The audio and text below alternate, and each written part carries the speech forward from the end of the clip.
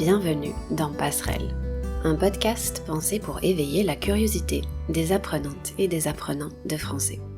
Je m'appelle Émilie et j'ai créé ce podcast pour partager avec vous des réflexions.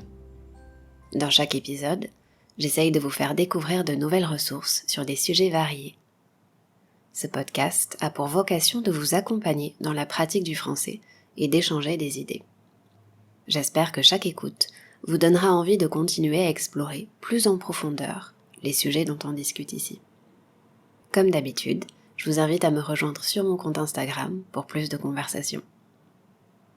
Cette semaine, peut-être pour la première fois depuis que j'ai lancé ce podcast, j'ai dû faire face au syndrome de la page blanche. J'imagine que vous avez toutes et tous vécu ça, ce moment où l'inspiration nous manque. En général, même si j'avance pas à pas avec ce projet, j'ai toujours une petite idée pour la semaine suivante, un sujet qui m'a marqué. Cette semaine, je sais pas, mon esprit était parasité par des petites choses de la vie quotidienne. Mais c'est le genre de choses qui arrivent tout le temps, et à tout le monde, non ? Alors, pour dénouer la situation et faire le lien avec l'épisode de la semaine dernière, je suis allée feuilleter mon carnet pour y trouver un peu d'inspiration. C'est comme ça que l'idée m'est venue de vous proposer un épisode avec un format un peu différent aujourd'hui. C'est le premier épisode d'une série que je vais appeler « Journal d'écoute ». Je sais que j'ai déjà mentionné à plusieurs reprises que je prends souvent des notes quand j'écoute des podcasts. Journal d'écoute, c'est un peu la suite de cet exercice. À partir de mes notes, on va partir ensemble en immersion dans l'épisode d'un podcast que j'ai écouté récemment. À chaque fois, ce sera l'occasion de vous présenter une nouvelle ressource en français authentique et de rentrer plus en profondeur dans la compréhension grâce à quelques passages que j'aurai choisis.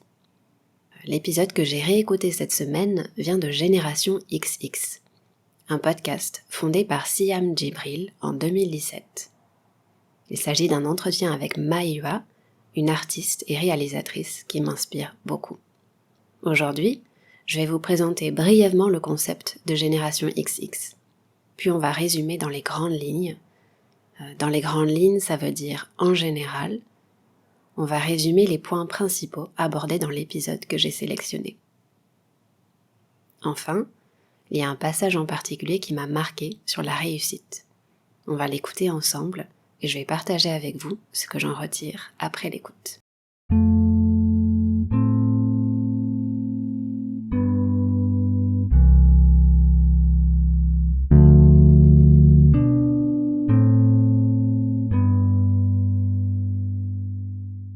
Pour commencer, et pour expliquer très simplement le concept de Génération XX, c'est une série d'entretiens.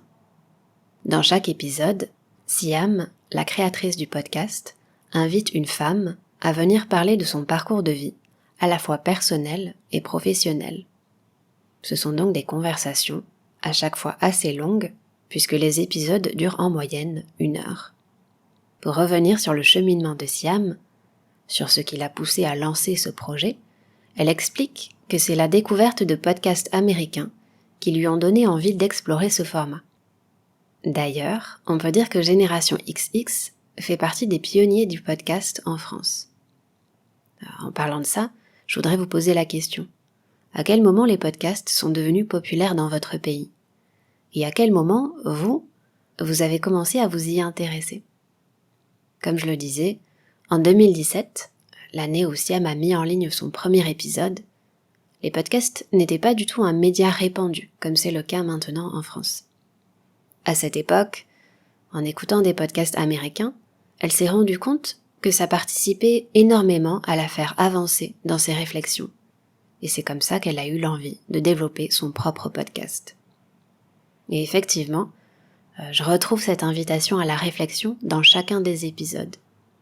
En écoutant ces femmes parler de leur parcours, leurs projets, leurs doutes et leurs réussites, leurs interrogations, en tant qu'auditrice, tout ça, ça me fait réfléchir au chemin sur lequel je me trouve aujourd'hui.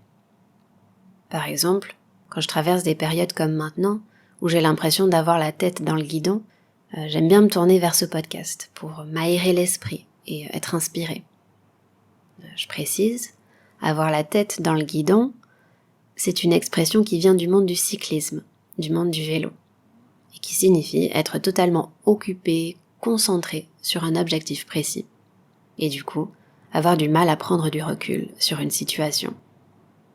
On pourrait facilement vouloir mettre Génération XX dans une case, celle du podcast de l'entrepreneuriat féminin. Mais ça ne rendrait pas justice à la nuance et à la complexité des conversations qu'on retrouve dans chaque épisode. Ce podcast, j'en parle souvent autour de moi, aussi bien à mes élèves qu'à mes proches. Alors, pourquoi je le recommande à mes élèves ? D'abord, parce que c'est un podcast de grande qualité, mais aussi, et c'est très important, les épisodes suivent une structure claire de questions et réponses. La difficulté peut varier d'une invitée à l'autre, bien sûr, mais les questions de Siam sont comme un fil conducteur auquel vous pouvez vous accrocher. Elles permettent de suivre la progression de la conversation d'une manière fluide et naturelle. Il s'agit de conversations posées, où l'hôte et l'invité prennent le temps, sans se presser, d'échanger des réflexions. Donc, si vous cherchez un podcast pour travailler sur l'écoute à partir de conversations spontanées, je vous le recommande vraiment. Une dernière information à noter, c'est un podcast qui aujourd'hui est terminé. Après le 100e épisode, Siam a décidé de mettre fin au podcast en février dernier. Mais son projet continue, à travers notamment une newsletter que je vous encourage vivement à consulter. Il y a quelques mois, elle y expliquait que Génération XX est un point de départ. Et je la cite, « un ensemble de valeurs et de questions qui guident la pensée et l'action. À l'avenir, elle continuera de créer avec la même volonté d'être à l'écoute du monde, des autres et de soi. Elle continuera également de créer des liens, des échanges, des conversations, et de favoriser l'empathie, l'intuition et la curiosité. » Après avoir dit tout ça, il est évident que le travail de Siam me parle énormément et m'aide à avancer dans mes réflexions sur mon métier de prof et sur la vie en général. J'espère que vous y trouverez, vous aussi, de l'inspiration et j'ai hâte d'échanger avec vous à ce sujet. Maintenant, c'est parti pour l'immersion dans l'épisode consacré à Maïwa et à son parcours. 2 mots pour vous présenter l'invitée. Maïwa est donc réalisatrice et plus largement artiste. Elle est française, d'origine vietnamienne. Personnellement, je suis tombée sur son travail grâce à son blog et à ses vidéos, puisqu'elle est aussi vidéaste. Elle a longtemps partagé des vidéos sur sa chaîne YouTube.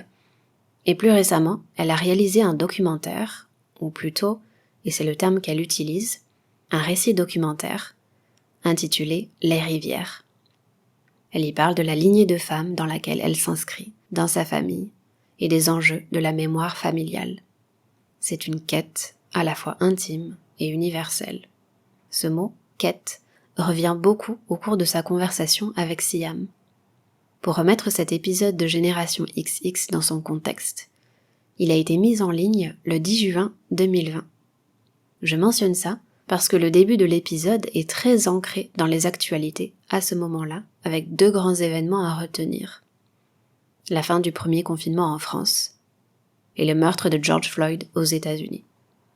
Aujourd'hui, comme toujours, je vais pas faire de résumé complet de l'épisode. Ça n'aurait pas d'intérêt. La conversation entre Mai et Siam est très riche. Elle dure un petit peu plus d'1 heure. Je vais partager avec vous les passages qui m'ont le plus marqué, en espérant que ça vous donne envie d'aller écouter le reste. La toute première question de Siam porte sur la manière dont Mai a vécu ce premier confinement.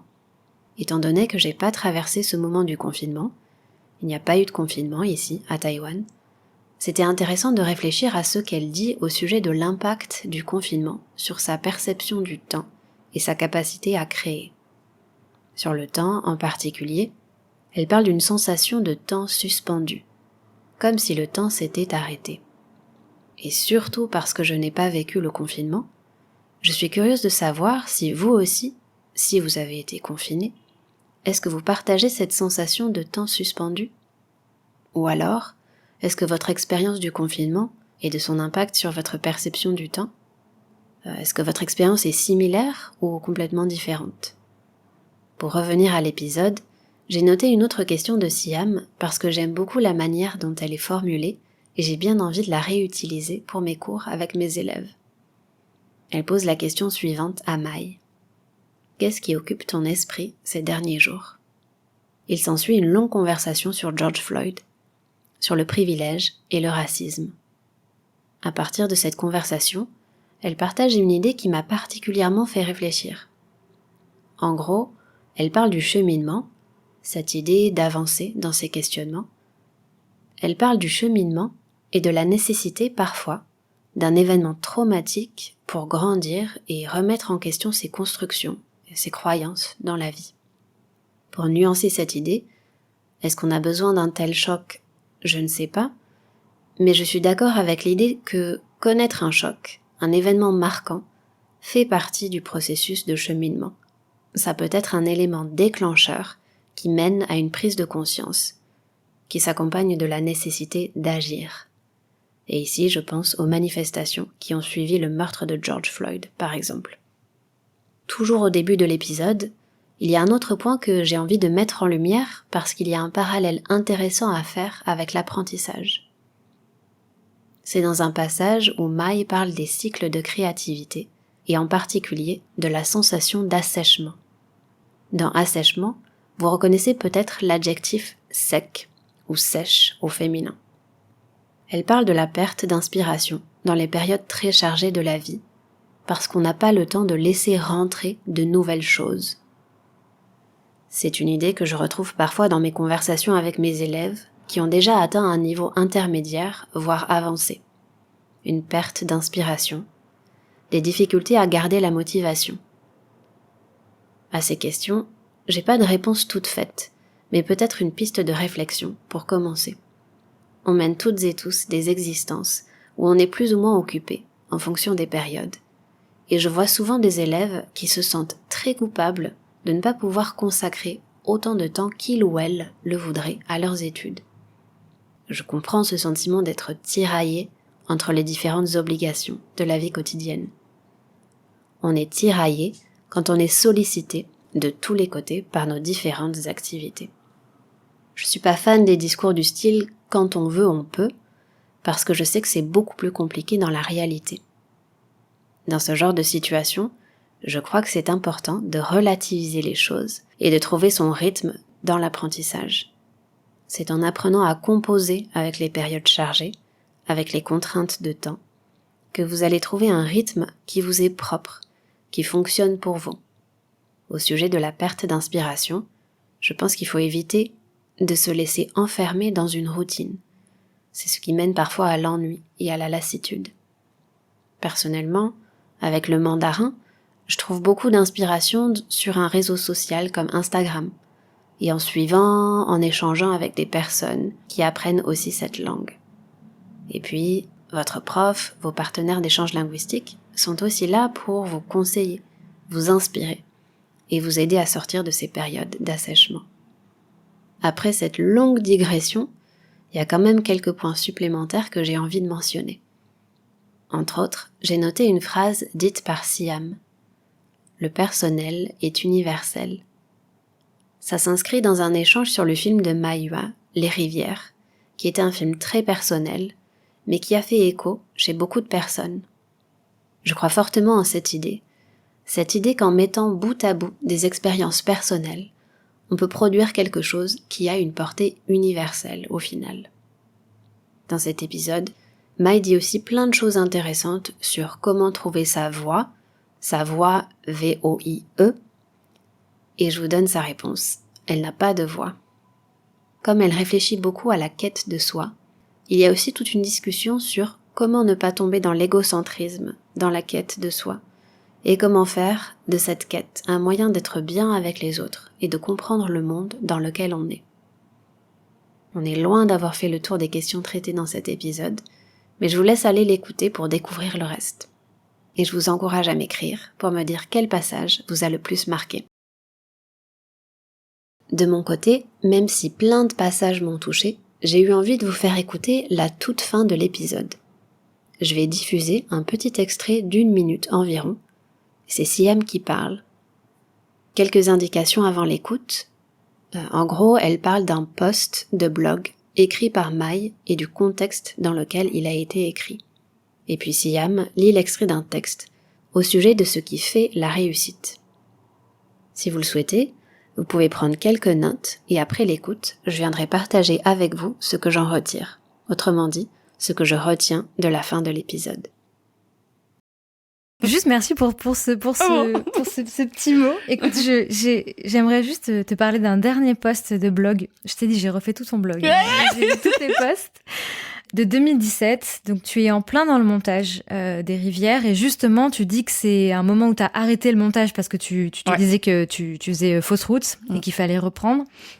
Et donc tu postes un extrait d'un livre de Ralph Waldo Emerson. Je vais lire l'extrait et tu me dis s'il te parle toujours. Je pense que tu sais à quel extrait je fais référence. Donc je cite rire souvent et sans restriction, s'attirer le respect des gens intelligents et l'affection des enfants, tirer profit des critiques de bonne foi et supporter les trahisons des amis supposés, apprécier la beauté, voir chez les autres ce qu'ils ont de meilleur, laisser derrière soi quelque chose de bon, un enfant en bonne santé, un coin de jardin ou une société en progrès, savoir qu'un être au moins respire mieux parce que vous êtes passé en ce monde, voilà ce que j'appelle réussir sa vie. Voilà, un peu de vocabulaire qui me semble intéressant. Siam dit qu'au moment de l'écriture de ce post, Mai était en plein montage de son film. Être en plein quelque chose, ça signifie être au milieu de quelque chose. Elle était en pleine période de travail pour sélectionner et assembler les différentes parties de son film. Et elle faisait fausse route. Elle faisait fausse route. Autrement dit, elle avait des difficultés à trouver la bonne direction. Je trouve le texte lu par Siam sur toutes les choses qui font dire qu'on a réussi sa vie particulièrement marquant. Je vais l'ajouter dans la description de cet épisode si vous souhaitez le lire.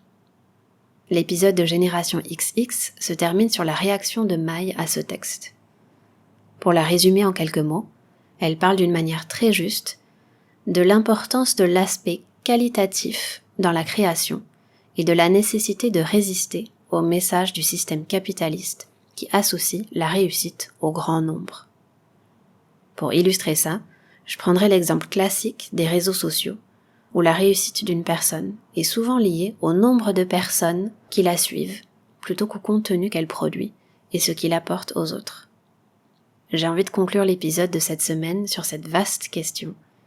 Qu'est-ce qui fait que la vie vaut la peine d'être vécue ? Comme le dit Mai, si par mes actions, je peux avoir un impact positif à ma petite échelle sur au moins une personne, ou je peux apporter quelque chose d'utile, c'est déjà un bon début.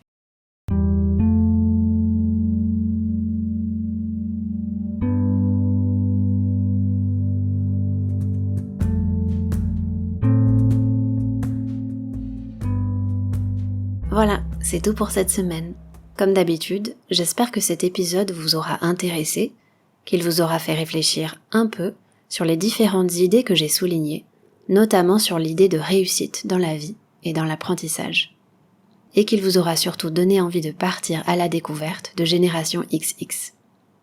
Toutes les informations essentielles sont dans les notes de cet épisode. Et encore une fois, je vous invite à vous abonner à Passerelle sur votre application de podcast préférée si ce n'est pas encore fait. Vous pouvez aussi me retrouver sur les réseaux sociaux, et notamment Instagram, où je partage des ressources supplémentaires pour continuer à échanger. Le meilleur moyen de faire connaître ce podcast, c'est encore d'en parler autour de vous. Et si vous avez aimé l'épisode que vous venez d'écouter, je vous encourage à mettre une note sur Apple Podcast et à écrire un commentaire. Tout à l'heure, je parlais de mes questionnements sur l'inspiration et les périodes de manque d'inspiration pour ce podcast. Mais comme toujours, c'est l'échange avec vous qui me met en mouvement et qui m'inspire chaque semaine. Alors merci pour ça. Je vous remercie d'avoir pris le temps de m'écouter aujourd'hui et je vous donne rendez-vous bientôt pour le prochain épisode. À très vite.